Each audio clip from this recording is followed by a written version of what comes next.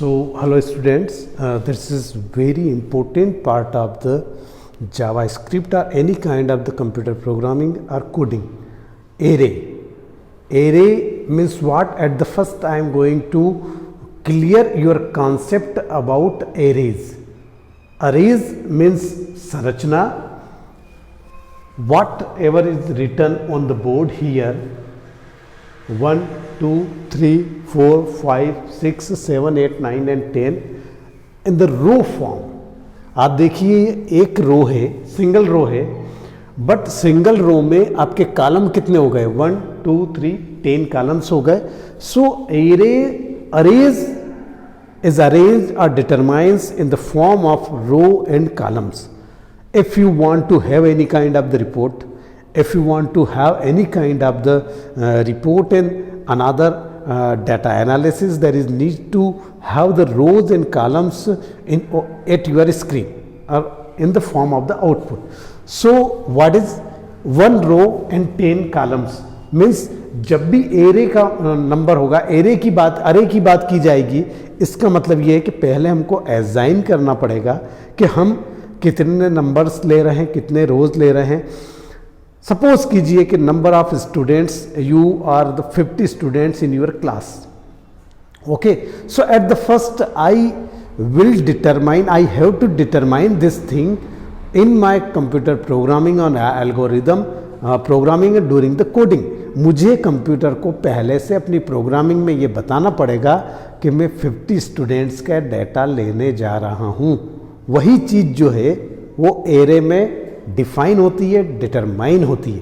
तभी जाके आप अगर कोई भी कोडिंग करना चाह रहे हैं या प्रोग्रामिंग करना चाह रहे हैं जावा में, या आप आगे बढ़ने जा रहे हैं या किसी प्रोजेक्ट को लेके वर्क कर रहे हैं, तो उसमें बहुत इंपॉर्टेंट हो जाता है कि आपका अरे जो है वो डिटर्मिनेशन या उसका डेफिनेशन कैसा है, किस तरीके से आपने उसको डिफाइन किया है.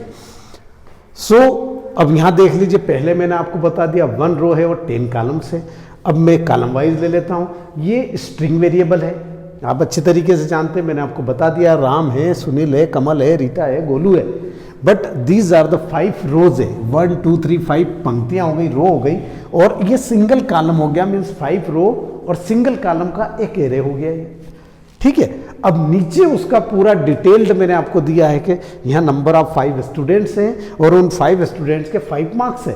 ये कंप्लीटेड मैट्रिसेस है, ये मैट्रिक्स है and kind of the array है, और that is the very need to define if you want to prepare the result sheet in Java. अगर आप जावा में इस तरीके की रिजल्ट शीट करना चाहते हो तो ये बहुत जरूरी है कि आपको अरे का कंसेप्ट बिल्कुल क्लियर होना चाहिए. ये यहाँ पर आपको बिल्कुल, आप देख लीजिए, रोज कितने हो गए हमारे पास? 6 रोज हो गए. ठीक है. कॉलम कितने हो गए?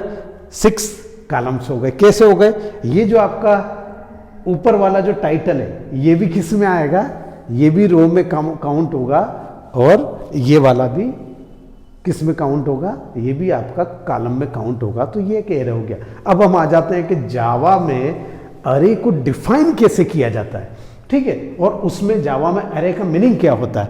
तो आ जाते हैं array, integer, fill in the gap, एक आपका स्क्वायर ब्रैकेट है, और उसके बाद ARR उसका शॉर्ट फॉर्म है. मीन्स हमने डिफाइन कर दिया है, पर there is no number of array in the bracket. Okay. अगर अरे में ब्रैकेट में अगर एम्प्टी रखा है, there is need to have the define the number of object और entries. Okay. So next, ARR equal to new integer 10. यहां हमने डिफाइन कर दिया 10. जो फर्स्ट वाला है उसका example this. Okay. This will create a new अरे विथ साइज 10. ये जो लाइन है, ये जो सिंटेक्स है, ये आपके लिए कंप्यूटर को ये बता देगा कि एक अरे आपने डिफाइन किया है जिसकी साइज आप 10 आपने डिटरमाइन कर दी. सिस्टम आउट प्रिंट लाइन अरे लेंथ. उसकी लेंथ मतलब जब भी प्रिंट आएगी तो वो लेंथ आपको शो करना पड़ेगी कि आपको कैसा आउटपुट चाहिए. ठीक है. R0 equal to 4. जावा में सबसे बड़ी बात है कि अगर आपने कुछ नहीं दिया है तो उसका जो बेस्ट लाइन है अरे डिफाइन डिटर्मिनेशन का, वो उसको बेस जो है वो 0 है, उसको 0 मान के चलता है। 5 रो लिए है तो 0 to 4, समझ रहे हो आप, तो 5 हो जाएंगे, ठीक है। सो 4 एंड अर्रे 1 इक्वल टू 0 + 5, यहाँ से हमने 0 अगर असाइन किया है तो उसमें हमको कितने लेना है, आगे 5 लेना है, तो +5 कर दिया तो वो आगे क्या करते चले जाएगा, उसको कंटिन्यू करके आपका अरे डिफाइन करते चले जाएगा। चाव arrays and that is the first element in index 0 जो फर्स्ट एलिमेंट है उसको 0 असाइन करता है, ठीक है। So the integer array equal to 1 2 3 4 5। Here is the most important thing is array. आपको अरेज जब भी डिफाइन करना है, डिटरमाइन करना है, तो हमें पहले 0 डिटरमाइन करना पड़ेगा, 0 लेना पड़ेगा, आपका जो भी है, जितने भी 100 है तो 100 का एरे होगा, ठीक है।